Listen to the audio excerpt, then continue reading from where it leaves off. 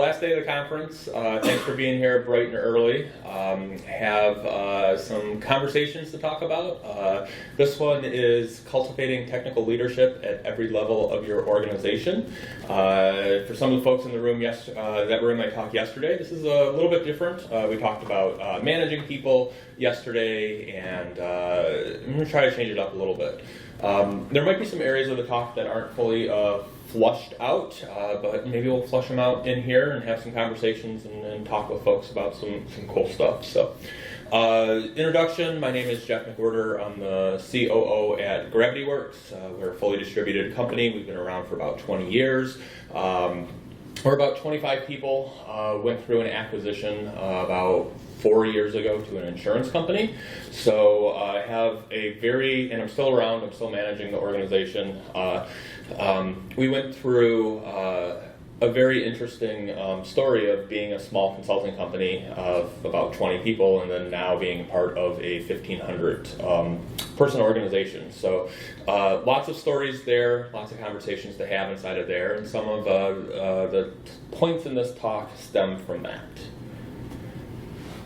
So, with it being early in the morning, let's get everybody talking. This is a question that I want to ask. Do you feel that executives need to come from a technical background if they lead IT? Any thoughts on that? Yeah? I think it's great if they do, but they don't have to. Okay. It depends on the leadership style. Okay. Anyone else have any thoughts on that? I agree with that statement. Okay. You have to have the proper leadership style in order to... Proper leadership style, yeah. It probably ties into that, but they need to be receptive to feedback. Yeah? Like, if they don't have a technical background, but they're receptive and respectful of feedback of those beneath them that are the experts that they've hired, then yeah, absolutely. Yeah. But if they're not, then... Okay. So have some points about this and some stories around this. And I'm going to first start off with. I'm not going to ask this to the room, but I'm going to ask the question: do you feel people can change? And I feel that people can change, absolutely. I've seen people change, and I believe in people that they can change. And here's a story that. It's a personal story. I might not be exactly proud of it. I was young, but this is reason why people can change. We're going back 1997. That's so many years ago now when I think about it. I had just graduated or just completed my first year at Michigan State University, and I was a computer guy. I was in front of my computer every minute that I had. I was programming. I ran Linux, so I thought I was awesome. I got Linux on my computer. I thought I was just God's gift to programming. I was awesome. I applied for a job at the place that you go to get your network card. So this is way before Wi-Fi. You had to go get an Ethernet card installed in your computer. They put it on your bill. I applied to get a job there, and they saw my resume and said, oh wow, you shouldn't be just putting these cards in. We got something over at the computer center for you where you can do some programming and learn that. So I'm like, oh wow, they see my skills. I'm awesome. I'm great. I'm going to be able to get to go over here. So it was really cool. They had you had badges that you had to get in. The server room where mail.msu was. They rotated the code every single day to get in. I'm like, wow, this is high security. This is really cool. I thought I had finally made it, and I was sitting in my cube. And the organization that I was in, they used FreeBSD was the operating system that they used. And my first job, this was way before laptops, we all had desktops, big, huge desktops. My first task for the day was I needed to install FreeBSD. Easy, I installed Linux a gazillion times, sitting there doing it. And another individual, her name was Heather, and I get emotional during these talks, so I'm going to tear up, so don't freak out, because this is one of those stories that I tear up on. Heather was there too, and it was her first day, and Heather had never installed Linux. Heather was not really a computer person, but she was going to be doing the same job as me. I was pissed. It's like, how did this woman get this job, and she has no experience, but I'm here doing all this great stuff, and she kept asking me all these questions. Well, how do I do this? How do I do this? How do I do this? Long story short, Heather ended up graduating from MSU with a PhD, and one of the smartest people I know. And that manager hired two different people at the time. somebody who knew what they were doing, and somebody who had the potential to learn. And me being a 19-year-old boy didn't know that. And I resented that for a long time until I worked with Heather for a long time, and it changed how I felt and how I look at people. And again, not a proud story, but it happened and people change. All right, let's get me not tearing up anymore. So let's talk a little bit about what technical leadership is. I think leadership goes beyond titles. And I think the bigger the organization that you have, the more titles that you have. There was a great LinkedIn post that I saw the other day, and I'm definitely going to get this wrong, but in your 20s, you're searching for the corner office. In your 30s, you're searching for recognition, and in your 40s, you just want to take your kids to school. And that hit home with me because I wanted the ambition when I was 20. I wanted that title. I thought that was everything. And then I got the title. I was director of software development. And then I wanted recognition. I wanted to go and win awards. I wanted all that. And now I just want to teach people. I want to teach people. I want to teach my kids. I want to have conversation about that. And I think the bigger the organization, the more titles that you get. And you have these titles about sponsors and what a sponsor is and what a manager is and what your executives is, a CTO versus a CIO, what their roles are. But at the end of the day, everybody can have leadership. We're looking for leadership in our programmers, in our content folks. Everything that we do needs to have some type of leadership to make organizations function and to make them enjoyable to work at. So let's start with this one. This is one that I like to talk about a lot, what the difference between a manager and a leader is. So leaders, they set the direction. Managers, they make it happen. Managers are always looking at budgets, they're tracking blockers, where leaders are getting people excited about what they do. They're getting people aligned, they're getting folks motivated. So I'll let you get that photo there real quick. So let's do an example. So we're in government, so let's talk about Parks and Recs. This show, great show, I love this show. And you have Leslie Knope, for the folks who have seen this show, where she is always, she paints the big picture. She's organizing rallies, she's getting people around the town, showing them purpose. Versus Ben, who came in, who is helping with the accounting, helping with the budget side of things, and really just making sure the product gets out, they're shipping it.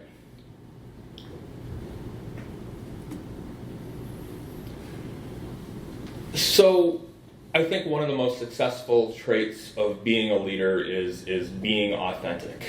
And it's hard to show yourself to be authentic when you're trying to build a career.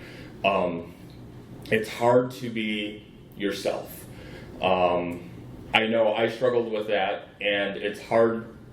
I don't feel right saying that, being a white male saying that I struggled trying to be myself when there's lots of other folks who have a lot more struggles than I do. But I struggled a lot to fit in, where sometimes I've compromised what I believe in or what I felt to fit in, and it took me many years to get to the point where I could say who I really was and have those conversations.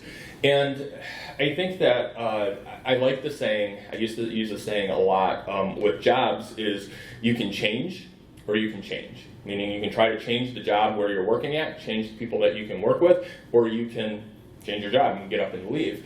But as I'm getting older and not thinking about saying you can change or you can change in the aspect of not just IT, some people can't change, right? That's their job. They have, maybe they're a single parent, maybe that job has other things that you're tied to that job that you need to survive. I think those are tough. So sometimes you can't be authentic, and being authentic as a leader is really what's needed. things that I feel that are authentic with me is honesty, truth. So authenticity is different between being honest. It's the way we live it. It's being honest through the way that we live it. And I think to myself a lot of times, where did I edit myself this week to be liked rather than aligned? I really want myself to be liked. To the point when I was younger, I wouldn't post in forums if I had a question because I wanted people to think that I knew everything, and I wanted them to like me. I wanted them to come to me for questions. Where later on I learned that it's really important to be authentic and post those questions because other people have those types of questions as well.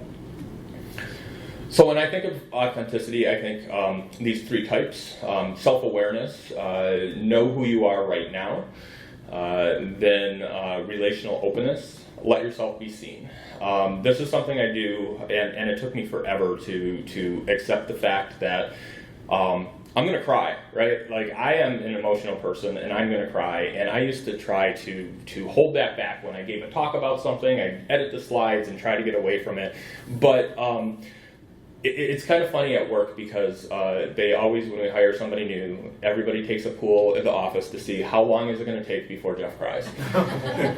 And sometimes what they do is they don't tell the employee that Jeff's going to cry. And they do it because they like to see him get freaked out. They're like, oh my God, the leader of this company is up here bawling about something. What is going on?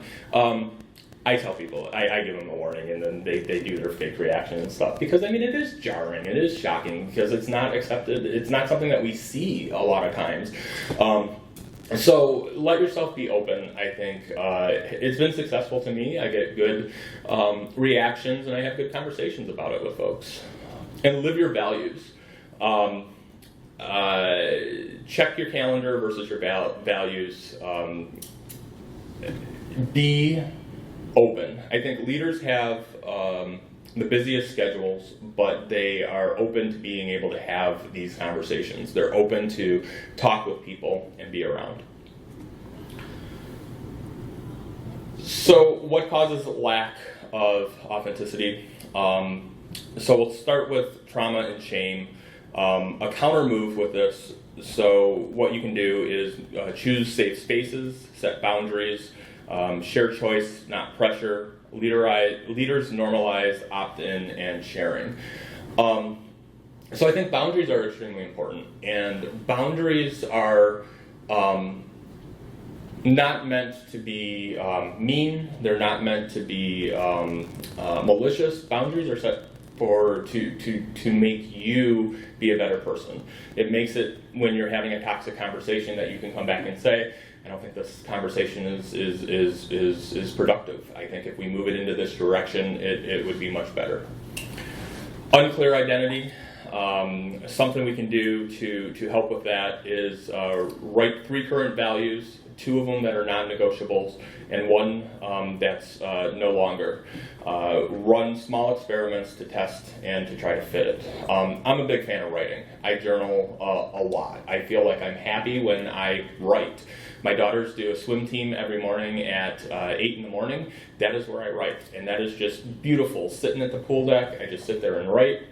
I write about myself sometimes, I write about the company, I write just whatever comes to mind, and it just makes me feel good. So journaling and writing down those values, getting them on paper has always helped me. Perfectionism. Define good enough up front, time box, ship version 1, iterate. Leaders reward learning, not polish. I work with a lot of people who want to do things that are perfect. And being in a consulting company, sometimes you can't do things that are perfect. You have to get something shipped. You have to know where your lines are. We have the term in software development, gold plating. Are you gold plating your code? Are you doing things to make it that is just so awesome and so great that you're missing the point of that? So that being perfect isn't just in your code or in your writing, it's also in how you present yourself. You're not going to be perfect. You're going to make mistakes. I make mistakes. I make mistakes leading people all the time, and it's important to own up to it. The social pressure is finding allies, name your costs. Leaders broaden the norms and protect dissident. So social pressure, that's something that I've always succumbed to. If people are going out and I need to work on a project or something else, I always chose the social aspect. I would always go out with people, I would talk with people, because it goes back to the authenticity that I wanted to be liked. I wanted people to like me. And that's still something that I struggle with a lot, is I want people to like me, and I get in trouble sometimes for doing things that I probably shouldn't. And then the fear of judgment, a counter move for that is just repetitions. Share something small in your group and then try again. Share it, see how it works, try again. That's something that goes away in time. I think that I've been speaking at conferences for about 20 years, but I have a set of people that are sitting there judging me. And I'm not scared of it anymore, but I used to be very scared about it, which goes back to wanting people to like me. So we talked a little bit about letting go of perfect. This is the one that it took me a while, because I was a programmer when I started off my career. I worked at consulting companies, and then one day I just had enough of watching organizations charge too much money, how they treated clients, how they treated people, and I said, that's it, I've had enough, I'm starting my own company. So I started my own company with a business partner, and we never had intentions of it getting large. She ended up leaving after the first couple of years, and I continued working on it because we had 10 people at the time, and we were doing good work. We were doing good work with the people, and I really enjoyed what we were working on. Never during my 16 years of owning the company did I feel that I was perfect, that I thought that we had the perfect project, and it really took a lot to talk to people to say we need to let go of perfect. People connect with honesty, not polish. That's what I take out of this slide, is that people understand that you're not perfect, and when you show that you're not perfect, you're really able to start leading. I had a manager when my first job out of college, and he was extremely abusive. It wasn't just, and I didn't know that the word was abusive at the time, but he was extremely abusive, and he wanted everything to be perfect. He wanted control. He was very controlling, and it was all about control. So I think you get words like control when you get into perfect as well. I'll try to inject a bad boss story later. I don't think that's a good place for it, because that might go kind of bad. Psychological safety. I think leaders must model admitting mistakes openly. They need to celebrate the wins. I think that I grew up, my dad was a roofer, and yeah, let's go with this story. This is an interesting story. My dad was a roofer. He was a contractor, and roofers are, in the construction trade, they tend to be the ones that miss work the most. They don't have a strong work ethic. So my dad had a lot of trouble keeping staff. There would be times that somebody would be work Monday and then come on Wednesday, or skip Tuesday and then come on Wednesday and say, I want my check for Monday. My dad's like, you get paid on Friday, and where were you on Tuesday? Which sometimes resulted in fistfights in the driveway. And growing up watching this, I mean, that's what was modeled to me, and that's not psychological safety, right? That's abuse right there. And I guess, who's in the wrong there? Is it the employee that's coming demanding their money? Is it my dad who's saying, no, you don't get paid on until Friday? I'm going to say this is my dad's fault, 100%, because my dad probably should have anticipated something like this. It wasn't the first time that it happened. He should have probably had something ready for that and paid the guy and just moved on. It shouldn't have resulted in a fist fight inside of our driveway. The other roofing example with psychological safety, I was 14 years old. I was working with my dad, and it was the first time that I fired somebody. And this was, I say I love telling this story, but it's a rough story. My dad, I would roof with my dad during the summers, so it was the summertime. My dad ran to go get some supplies from the hardware store, and he had a couple guys that he had worked for him for years. And I was picking up scrap. I turned the corner, and I saw the two guys smoking weed. And I looked at them, and my exact words, get the fuck out of here. right? They just looked at him and said that. And they looked at each other and they're like, can he do that? He's like, he's the boss's son. I guess he can do that. And, you know, no matter what your thoughts are about marijuana and drugs and all that sort of stuff, you just can't do that on a job site, right? I mean, my dad paid an arm and a leg for workers' comp.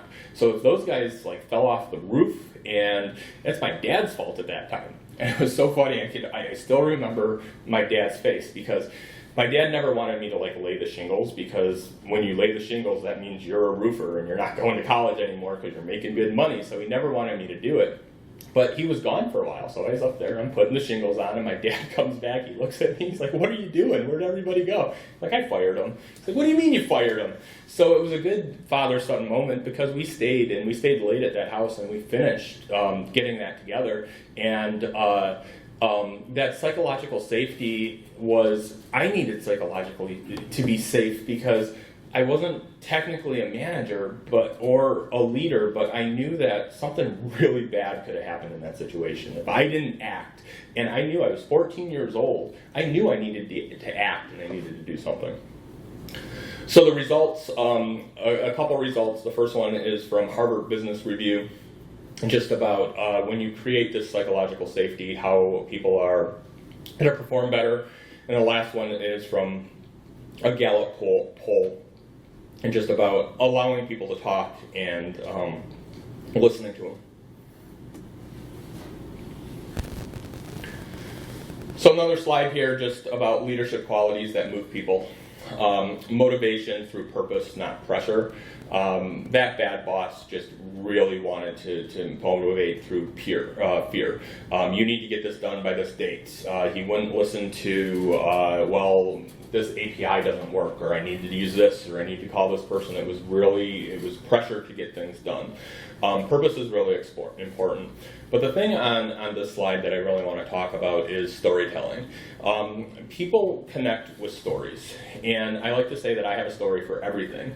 And those stories just have come out of the years of experience.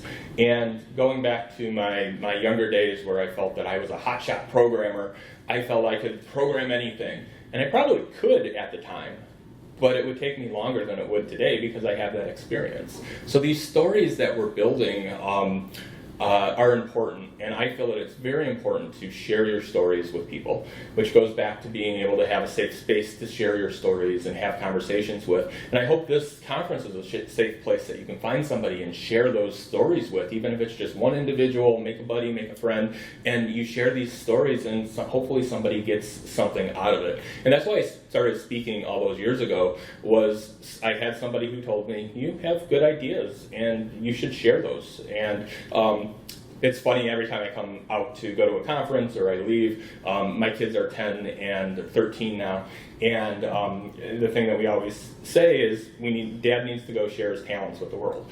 And I think everybody has talents, everybody has a story. Even if you don't think that people care, share it with somebody.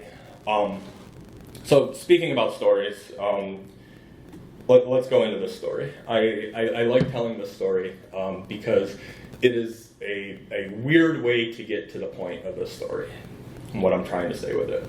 All right, so let's talk about the Justice League. Do we have any comic book fans in here? A couple people. Okay, so the Justice League, they're superheroes. They're famous on their own for doing their own thing, but they come together and they fight crime. You have Batman there, who is mysterious and dark and is always skeptical about things. There's a great Netflix Justice League kind of series about Batman not trusting people. So Batman's got a plan when if Superman goes rogue. You know, he knows that he uses kryptonite. With Wonder Woman and the Flash and Martian Manhunter, there's these things called nanites that he can use, and he can get rid of them. And then Green Lantern, of course, he's got a number 2 pencil because yellow for the Golden Age one, and then wood for the modern one. That's a Big Bang Theory joke. But, you know, he's got this plan right here. And I always talk about this, that Batman's always got his plan. Good leaders always have their plan too. So if somebody's going to leave, who are you going to hire? A good leader knows exactly who they're going to hire next because they're out in the community, they're talking to people, they're having conversations, they know exactly who they're going to hire. It's called succession planning, right? And that's, I don't like using the word succession planning or contingency plan. It's the Batman Justice League plan is how I explain it. So there we go. So good stories for everything. Communication is huge. I think our best leaders that we see are really great communicators. And there's a lot on the slide, a lot to take in here. But words matter. And I tell this to my kids, especially my 10-year-old, a lot. Words matter. Choose your words wisely because people interpret them differently. Especially over digital, right? We have digital meanings and we don't get the full context. A lot of times folks don't. You can't see the body language, you can't see their eyes, you don't hear the little giggle afterwards or things like that. So harsh is get me this by 5. A better example, could you send this by 5? If timing is tight, tell me what you need. Because a lot of times, hey, I need to get this to the client by 5, but you know what? If you can't get it by 5, I can let the client know and say that. So just being verbose. I guess being careful with being verbose, but I think you need to be verbose with a lot of that. My biggest thing is, hey, you got a minute? That terrifies me. That terrifies me when I see that. And I don't know if that is a bad boss thing, like I'm traumatized for having that bad boss when I was really early on in my career, and he'd say, hey, you got a minute? And I walk in his office and I get screamed at. I don't know if it's that or if it's just a lot of people have that. I always try to have context. Hey, do you have 5 minutes to talk about this project? Hey, do you have 5 minutes to do this? I think it's very important for context inside of there.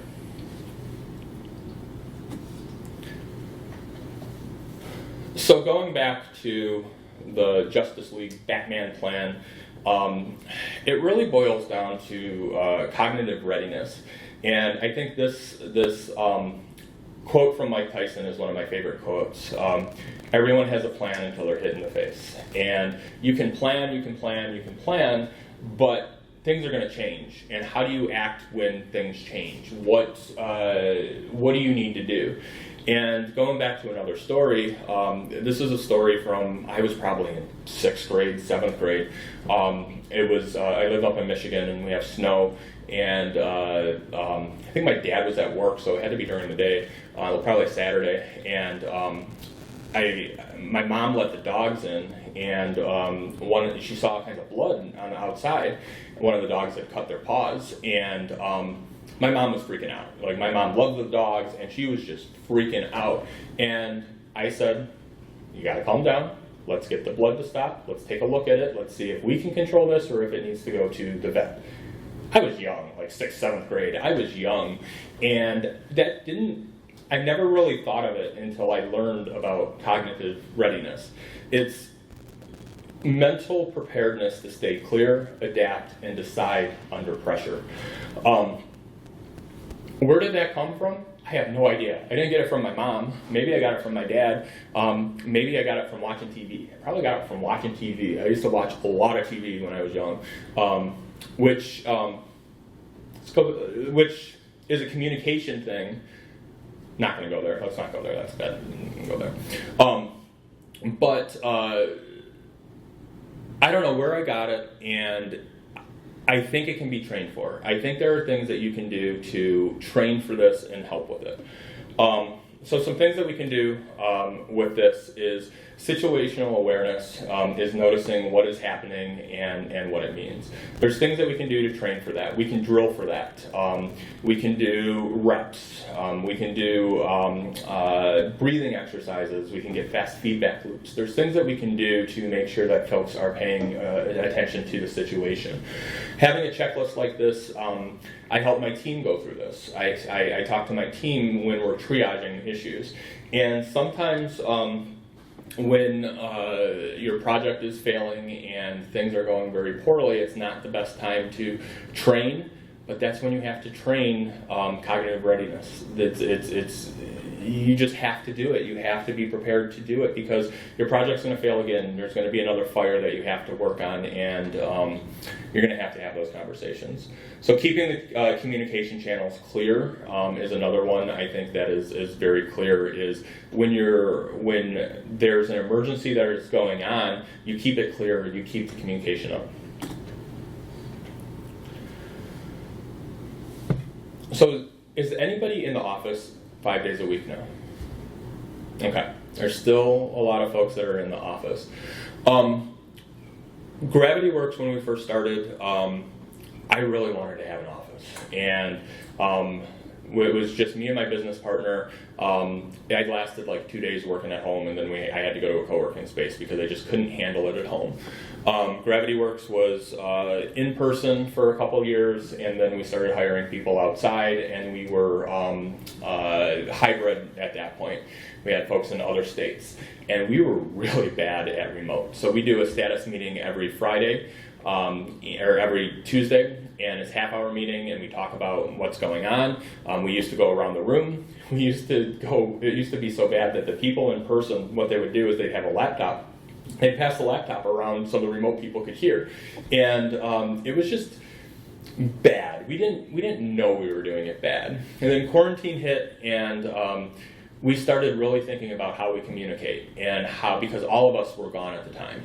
And I think with leading, it's you need to be more present with it. You need to be more loud. It needs to be more dramatic about finding time to lead and finding time to connect with people.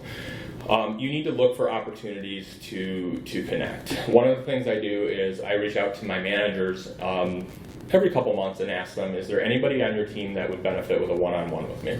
Like a one-on-one like every week, every 2 weeks, and we schedule those to make sure that not only are their managers having one-on-ones, there's some people that have one-on-ones with me. And some people, the managers come back and say they would not react really well to having a one-on-one with the leader of the company. They're very shy, they just want to be heads down and working on their stuff. So we find other ways to interact with those people. I mentioned it earlier, leaders tend to have the busiest schedules, but are always open to talk.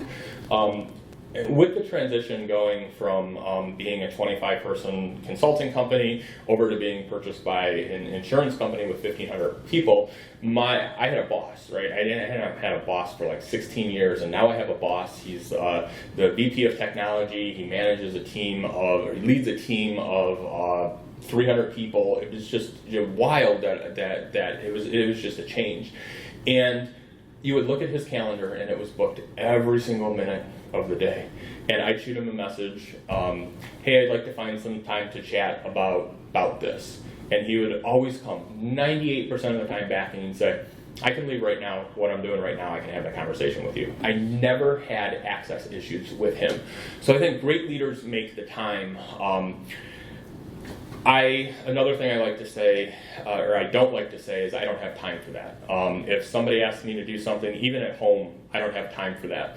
And this is where I get in trouble sometimes, and my wife corrects me and helps me with this, because my wife will come back and say, I don't have time for that. And I'll say, come on, we have 24 hours in the day. It's just how we prioritize it. And she looks at me and says, my 24 hours that I have is different than your 24 hours. She has a disability, and her time is different than mine, and it's really important that we recognize that. It's okay, now I feel guilty, I feel horrible that I said it, I'll probably go do what I asked you to do, which has other issues with being a manager and being a leader. But we need to make sure that we're making time when we can. We need to be visible, and more important than anything, we need to be present. And I think that listening is extremely important. How you listen is not just shaking your head, not nodding. It's actually listening. It's asking thoughtful questions. It's coming back. Another one of my favorite stories is the Michigan Farm Bureau, the company that ended up purchasing us. When we first met them, we met with their corporate staff. There's probably about 4 corporate staff and the CEO as well. Don Simon is a CEO of a $1 billion company. It's literally a $1 billion company. And my consulting company is a small 25-person company. We're here not because they wanted to buy us, but we're just pitching them a website at that point. They had bigger plans. They had some ideas on what they wanted to do. So Don comes walking in the office on his cell phone. He's on his cell phone. He sits down. He takes his cell phone, puts it down like that, and never picked it up again. Didn't open a laptop. He had a notebook. He took some notes. He was engaged. He asked questions. He asked questions about me, asked questions about the company, asked it how it started. Very educated, extremely educated about what we were doing. Where does the CEO of a $1 billion company have time to do that, to talk about the website designer? But he found the time and he did it, and it's something that I think about a lot, was how he managed that. He could have, I want to be in this meeting, and then was on his computer a lot, but he didn't. That's extremely important. Vulnerability is a strength, not a weakness. And again, this is coming from the white male standing up here that's sitting here crying and tearing up at some of this stuff. I get that a lot of folks can't show their vulnerability in the office. It's tough. But I think the best leaders are able to come in, and especially about admitting what was wrong and stuff. I'm going to tell the story again. I know some of the folks were in the session yesterday, but I want to tell the story again because this has impact to me. Going back to Bad Boss, one of the things he did, I wrote IVR systems. So you call in to your bank and you would say, what is the balance in my checking account? And it was a phone system. We're going back to like 2001, 2002 maybe. We didn't have a lot of like monitoring tools. My job as the first guy out of college and the youngest guy at the company was to make sure that demo system didn't go down. One day the demo system went down. I didn't notice it. I didn't call it. It was in the evening I needed to call it. I didn't call it. It went down, but Bad Boss called it. So first minute I got into the office, it wasn't even a Microsoft Messenger message, hey, come here, hey, we need to talk. I sat down, put my stuff down at the office, and it was a, Jeff, get in my office. It was a scream, getting in my office. So I got in my office and I was reamed out. I was yelled at. Again, abusive, right? There's no reason that I should have got yelled at like that. 22, not knowing what to do in the situation. I was told that we had lost sales, that it was a huge deal. So I felt horrible about it, right? Like, this is my first company. I want to do good for the company. I felt bad. The company was probably about 60 people. So never had talked to the CEO of the company before, maybe at a holiday party where he had some drinks in it and he just felt obligated to talk to everybody. But I walked into the CEO's office and I asked him if he had a minute, and he said yeah.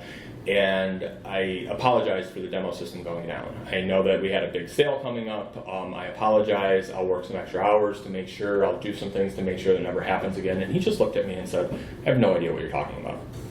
And he called in the salesperson, and when we didn't have anything going on yesterday, Bad Boss had just happened to call that demo system and see it was down and decided to yell and scream at me. And instead of taking that moment for true leadership to come back and say, what can we do better? What can we do to fix this? It was his way to belittle me and make me feel bad and give me an example of that. So I was vulnerable by going into that CEO's office. But never did I think in a million years that one moment would allow me to admit my mistakes. I admit everything when I make it wrong. If I do something wrong, don't tell my wife that, because my wife is different, that I never admit my mistakes to her. But in the workplace, absolutely, I try to be as best as I can and be the best person that I can around that.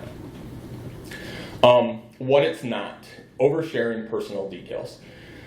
I probably overshare personal details way too much. I'm sitting in a room of strangers talking about my marriage, talking about all kinds of different things inside of here. I overshare a lot. But that's my leadership style. I want to be around people that I enjoy working with, people that know me and know me for who I am. So let's talk about the dumpster fire. We all get these at work. We all get these situations where the project is burning, the world is on fire. What do leaders do in these situations? And the first question that I asked about, do leaders who run IT companies need to have an experience of IT. I think it really boils down to this situation right here. How are they going to lead it? Leaders orchestrate, they're conducting. They're grabbing resources. They're making sure people have what they need. They have a couple different coaching styles that I'll talk about here in a second. But sometimes they can't roll up their sleeves and help. And I'm the type of person, because I have a programming background, I want to roll up my sleeves and help.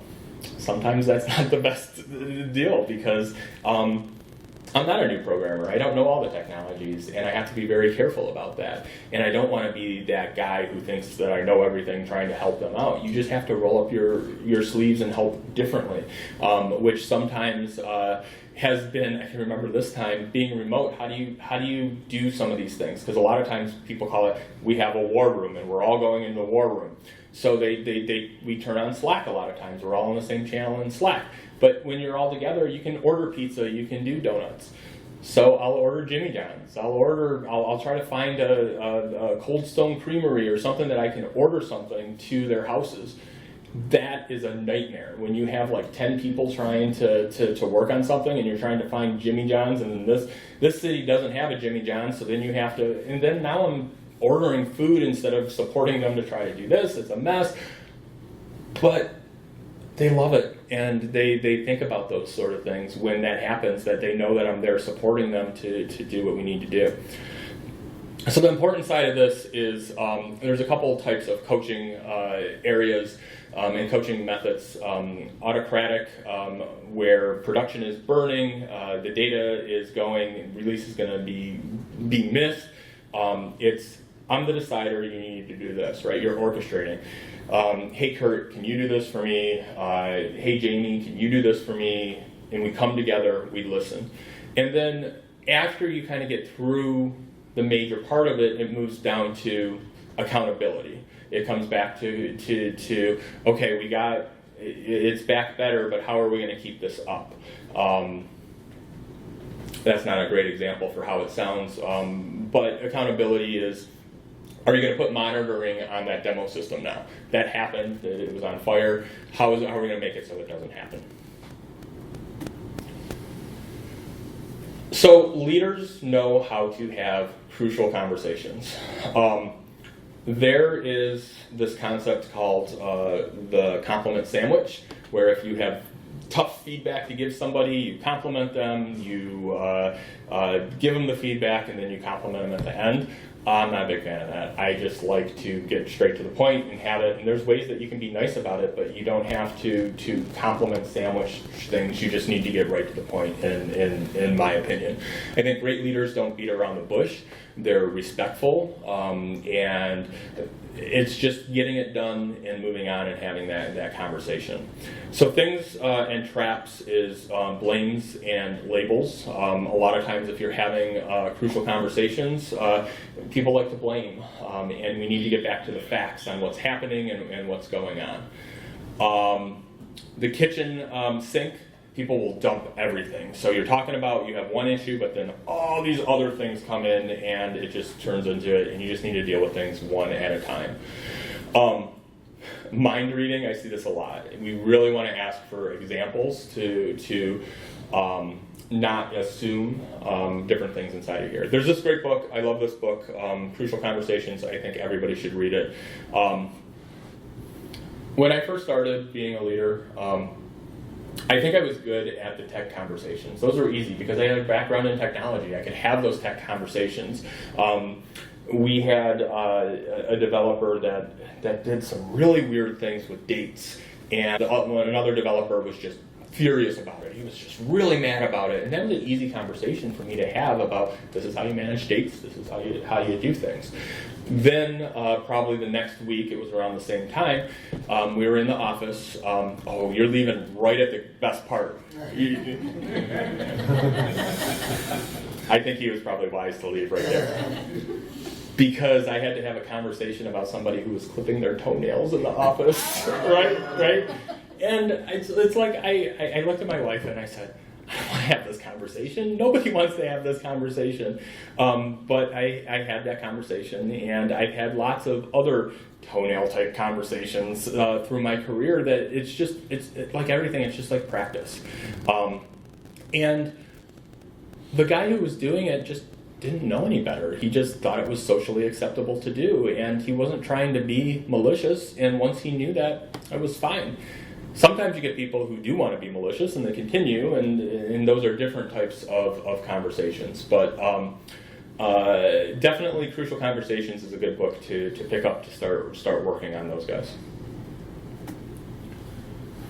I think we're right at 45 minutes, and I am keeping babbling, so I'm going to skip through a couple of these. We have the recording. I'll get these slides up on my website. But I want to come back to this question right here. And I know we have some new folks inside of here. Do you feel executives need to come from a technical background if they lead IT? You still say no, still say no. My first story that I told you about with Heather when I was 19 years old, absolutely, I felt that people needed to be tech. If you are the CTO, the CIO, you needed to do it. I know this woman, she worked at a credit union, and she started off in the contact center, answering phones. Before that, she worked at a bar serving shots. And she used to ask me about IT, she'd ask about technology. And this is going back probably like 24 years ago, maybe 25. And she'd ask me about tech. My wife knew her really well. She'd ask me about tech and whatnot. And she started moving up in the credit union, moving up. What sort of classes should I take to learn about IT? What sort of things should I be learning? She ended up being the CTO of the second largest credit union in Michigan.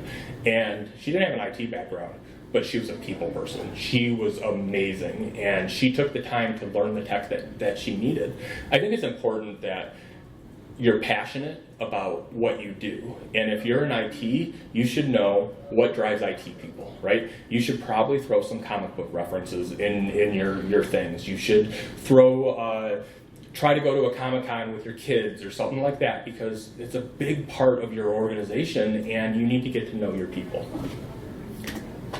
So does anybody have any questions, thoughts, questions that they'd like to share?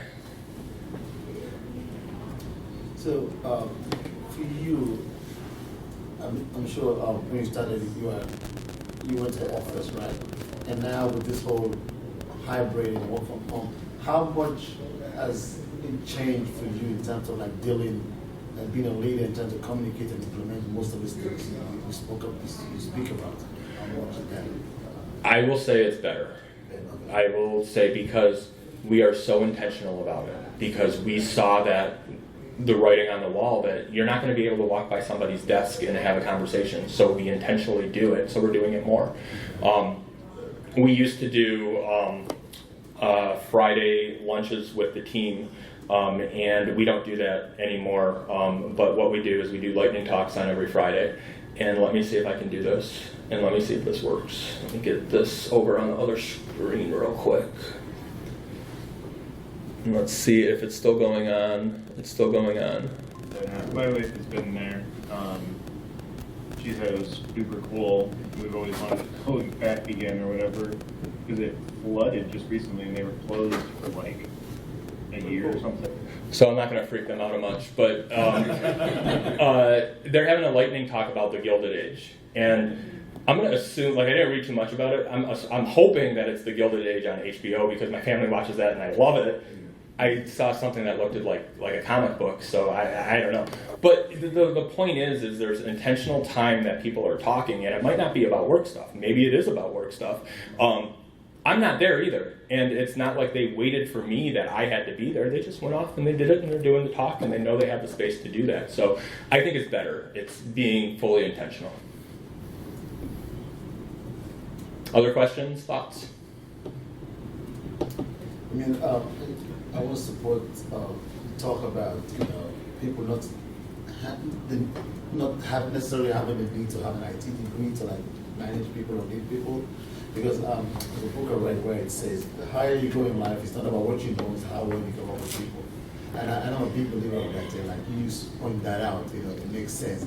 I think sometimes in the IT industry, because most of us come from the dev environment, right?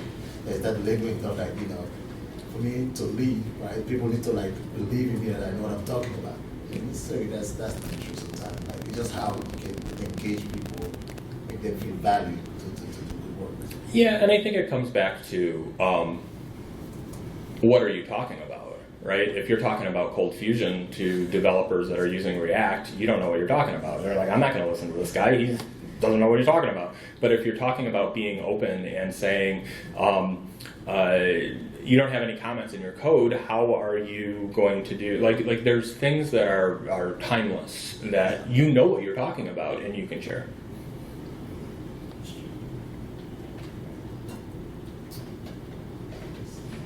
All right, well, thank you everybody for coming. Safe travels to wherever you're going, and I know there's lots of changes with federal government and everything, so hang in there, and if anybody wants to chat or talk about things, just shoot me a message. Contact information is up there.